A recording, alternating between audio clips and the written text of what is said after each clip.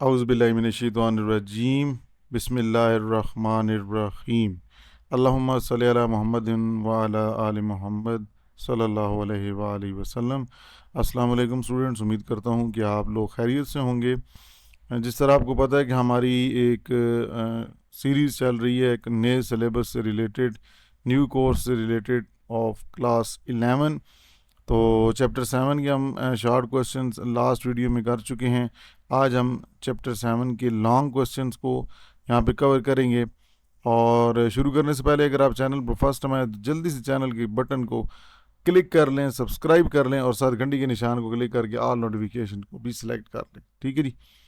अब यहाँ पर मैं आपको बुक की एक्सरसाइज की तरफ लेके जा रहा हूँ, जो कि बुक का पेज नंबर होगा 114। इस पे लॉन्ग क्वेश्चंस आपके दिए हुए हैं 4।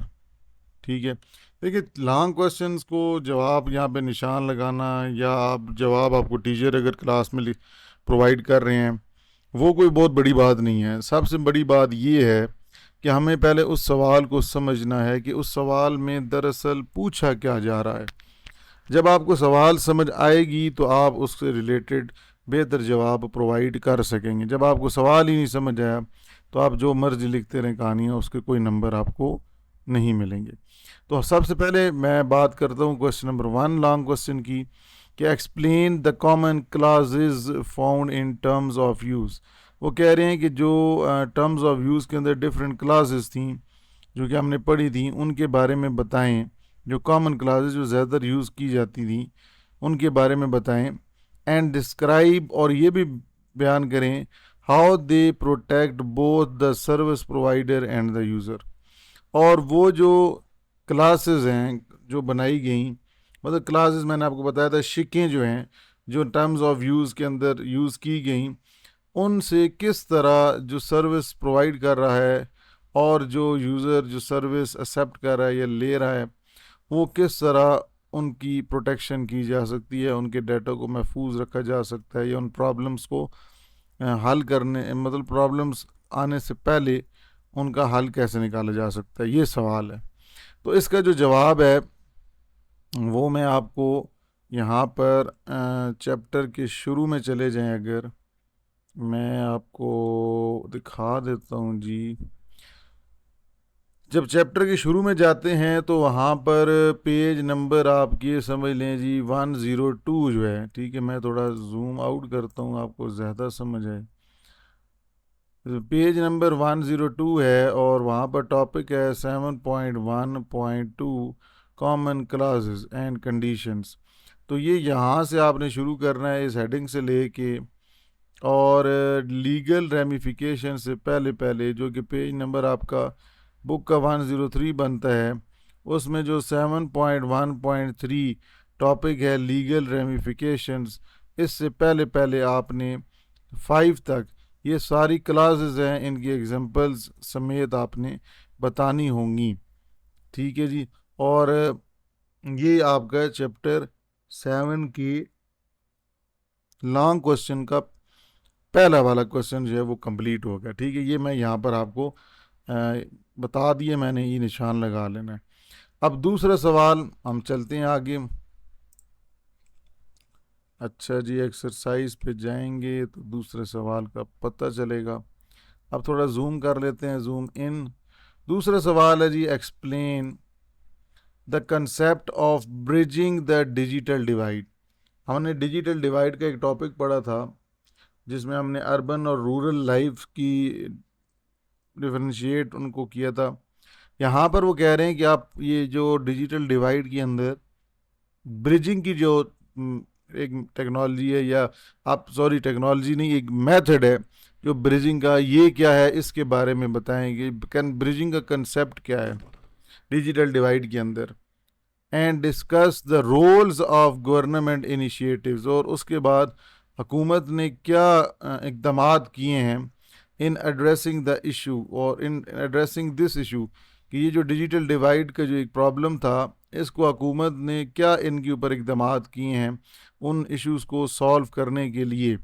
प्रोवाइड रेलिवेंट एग्जांपल्स, इसके मुताबिक मिसालें दें जो कि पाकिस्तान के अंदर हों, फ्रॉम पाकिस्तान की एग्जांपल देनी है।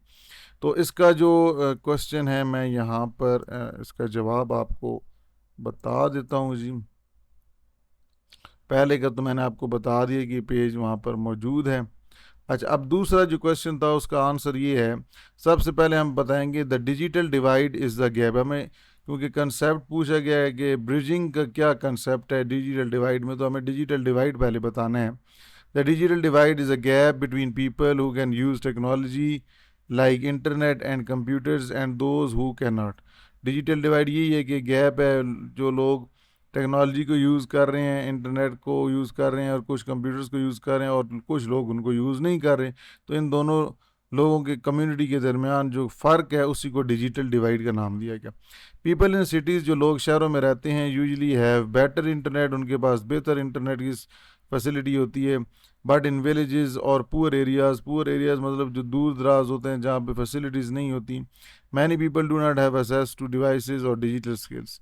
ना उनके पास कोई डिजिटल हुनर होता है, स्किल होता है, और ना वो इन डिवाइसेस को यूज़ कर पाते हैं।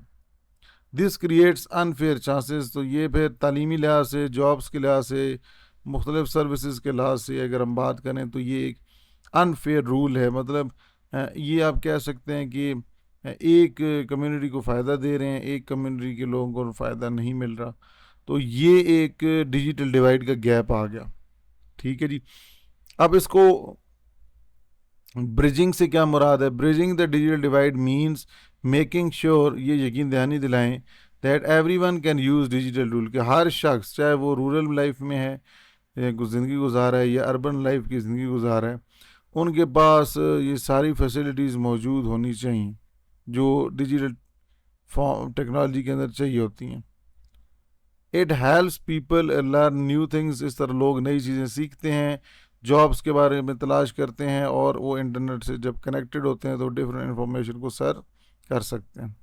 It is also important for health, online banking and government service. इस तरह bridging the divide, digital divide करने से क्या होगा कि हेल्थ फील्ड, अगर ऑनलाइन बैंकिंग, गवर्नमेंट की जितनी सर्विसेज हैं, वो सारे लोग at a time easily access कर पाएंगे। क्योंकि डिजिटल डिवाइड का मतलब ही यही था कि एक जगह पे सर्विसेज थी, एक जगह पे नहीं थी, लेकिन जब ये सारी सर्विसेज मुहैया कर दी जाएंगी तो इस तरह का कोई इशू सामने नहीं आएगा।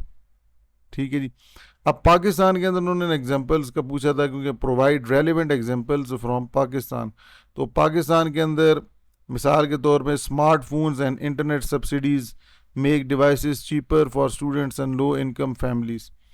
यहाँ पे वो कह रहे हैं कि चाहिए, ये क्या करना चाहिए पाकिस्तान के अंदर, गवर्नमेंट को क्या स्टेप्स लेने चाहिए कि जो इंटरनेट की जो पैकेजेस हैं या स्मार्टफोन जो फ़ोन्स की प्राइसेस हैं उनके अंदर उनके ऊपर सब्सिडीज़ हैं, मतलब उनके अंदर रियायत करें, कुछ कंसेशन करें, ताकि लोग जो हैं वो डिवाइसेस को स्टूडेंट्स आसानी से ख़रीद सकें। क्योंकि स्टूडेंट लाइफ के अंदर उनके पास इतना पैसा नहीं होता, स्टूडेंट लाइफ में वो ख़रीद सकें, या पेरेंट्स जो हैं जहाँ जहाँ पे लो इनकम फैमिलीज है, सॉरी, जो लो इनकम फैमिलीज जहाँ पे आमदन कम है, तो वो हुकूमत को ऐसे इकदाम करने चाहिए कि इन लोगों को लैपटॉप जैसी या डिफरेंट कंप्यूटर जैसी कोई सर्विस या मोबाइल फ़ोन जैसी प्रोवाइड की जाए। ठीक है जी। फिर पाकिस्तान के अंदर वो कह रहे हैं कि ऑनलाइन लर्निंग प्लेटफॉर्म्स, मतलब ऑनलाइन जो सीखने वाली वेबसाइट्स होती हैं, लाइक तालीम, यहाँ पे तो लिखा हुआ है तालीमाबाद एंड टेली स्कूल, ये वेबसाइट्स हैं, मतलब प्लेटफॉर्म्स हैं ऑनलाइन, हेल्प्ड स्टूडेंट्स ड्यूरिंग कोविड-19 लॉकडाउन के, जब कोरोना आया था तो उस दौरान ये डिफरेंट जो वेबसाइट्स थी, तालीमाबाद, टेली स्कूल, वहाँ पे स्टूडेंट्स की हेल्प की जाती थी। These efforts reduce the gap between rich and poor areas. तो जब ये आप इस तरह का काम करेंगे तो फिर जो ऐसे एरियाज़ जहाँ पे लोग स्टूडेंट्स नहीं कॉलेज जा सकते, पहुँच नहीं सकते, तो ऑनलाइन उनके लिए ये सारी फैसिलिटी देने से वो भी बेहतर हो सकते हैं, वो भी तालीम अच्छी हासिल कर सकते हैं। More people can now study online. फिर बहुत से लोग जो हैं वो ऑनलाइन पढ़ेंगे। Use mobile banking online banking, internet की मदद से घर बैठे बैंक से रिलेटेड ट्रांजैक्शंस करेंगे, पैसे सेंड और रिसीव करेंगे, जॉब्स के लिए अप्लाई करेंगे। तो इस तरह क्या है कि divide, bridging the divide gives equal digital opportunity to all. इस तरह अगर आप ये फैसिलिटीज़ प्रोवाइड हुकूमत करती है तो ये डिजिटल डिवाइड का जो प्रॉब्लम है ये सॉल्व हो जाएगा। ठीक है जी। तो ये और भी यहाँ पे है कि USF universal service fund provides internet in remote areas like Balochistan and Gilgit Baltistan, क्योंकि कुछ एरियाज़ जो हैं जिस तरह बलूचिस्तान और गिलगित बल्तिस्तान वहाँ पे इंटरनेट की फैसिलिटीज़ नहीं हैं, तो दूर दराज एरिया हैं, तो वहाँ पर पाकिस्तान के अंदर जो हुकूमत को चाहिए कि यूनिवर्सल सीरियल सर्विस फंड की मंदर से वो पैसे उनको प्रोवाइड करके उनको वो सर्विसेज वहाँ पे दें। ठीक है, ये मैंने एक दो तीन ये पहली इसलिए नहीं गई, ये दो आसान थी तो इसलिए ये एग्जांपल्स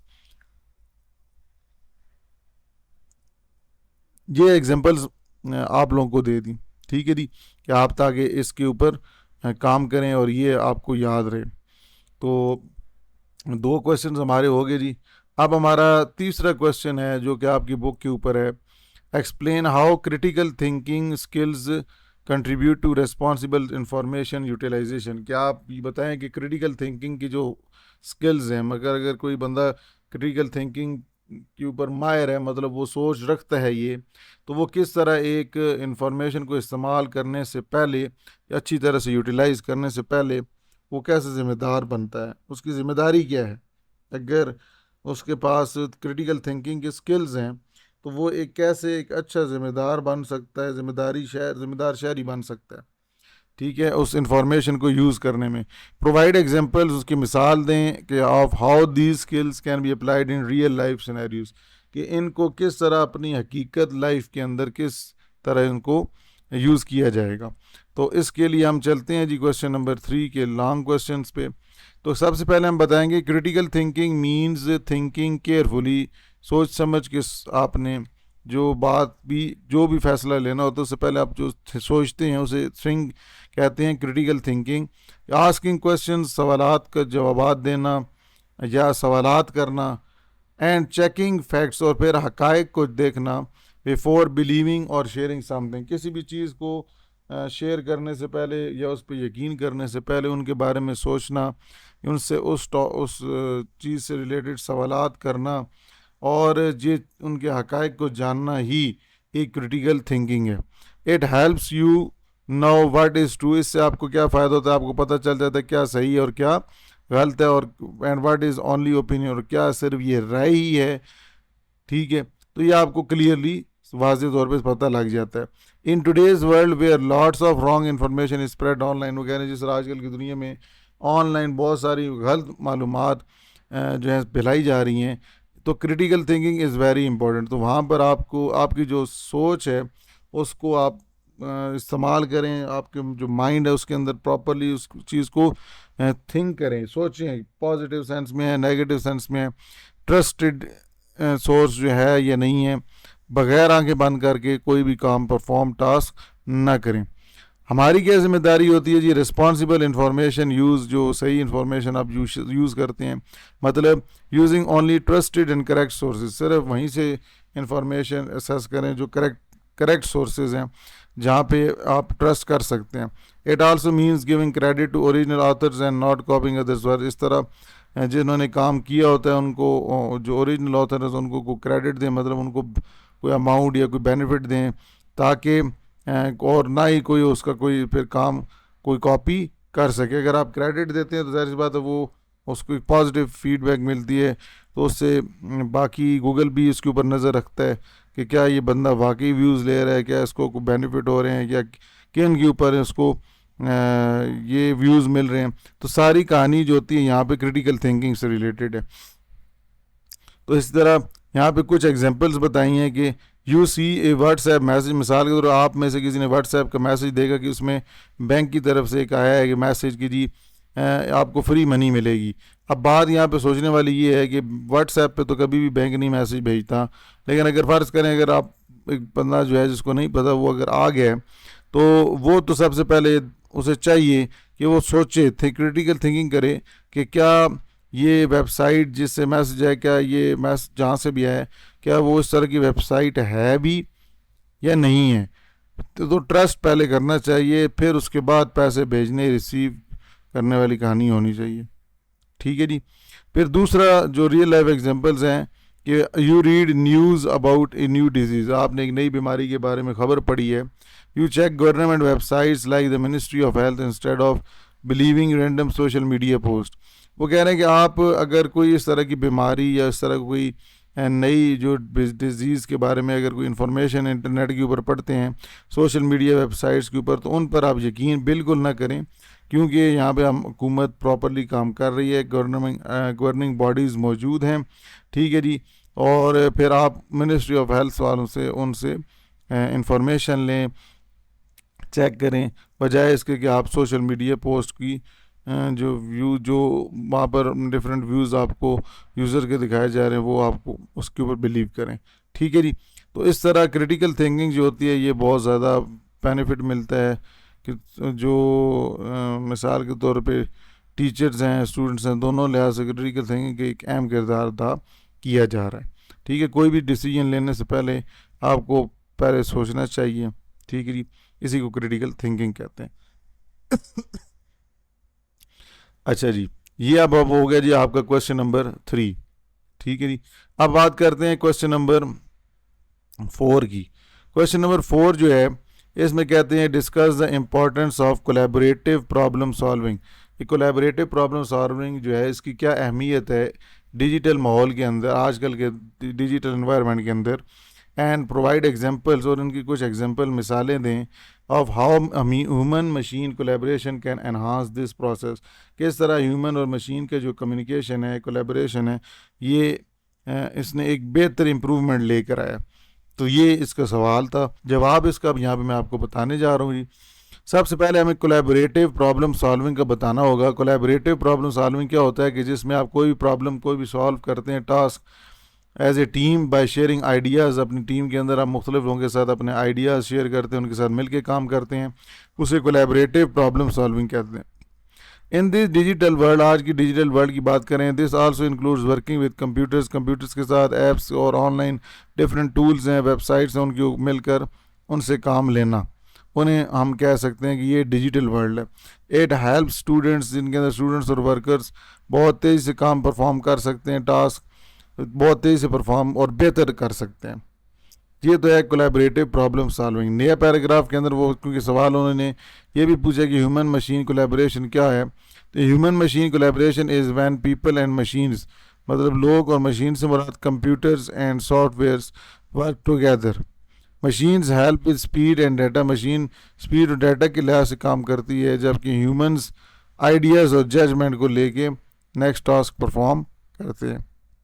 एग्जांपल्स यहाँ पर बताई हुई हैं जी, रियल लाइफ एग्जांपल्स, कि अगर कोई स्टूडेंट्स हैं वो किसी प्रोजेक्ट पे काम कर रहे हैं, students working on a group project using Google Docs where each student writes their part online. तो यहाँ पर वो कह रहे हैं कि स्टूडेंट्स हैं वो ग्रुप के अंदर काम कर रहे हैं, वहाँ पे गूगल का डॉक्स जो है वो बनाया गया है, where each student writes their part online. लेकिन यहाँ पर होगा क्या कि हर स्टूडेंट जो है वो अपना अपना कोड लिखेगा, अपना अपना पार्ट लिखेगा ऑनलाइन। तो इस तरह जो है ये कोलैबोरेशन करके हम गूगल डॉक्स के अंदर डिफरेंट यूज़र्स जो हैं वो उस प्रॉब्लम तक पहुंच सकते हैं, ठीक है जी। इसी तरह फिर डॉक्टर्स जो होते हैं वो सॉफ्टवेयर्स को यूज़ करते हैं ताकि पेशेंट्स की रिपोर्ट्स को पढ़ सकें और फिर उनके बाद अहम डिसीजंस ले सकें, ठीक है जी। तो ये था आपका क्वेश्चन नंबर 4। यहाँ पे कोलैबोरेटिव प्रॉब्लम सॉल्विंग हो गया, ह्यूमन मशीन कोलैबोरेशन भी बता दिया और एग्जांपल्स, ठीक है जी। तो ये आपका चैप्टर अब यहाँ पे ख़त्म हुआ है जी, चैप्टर 7।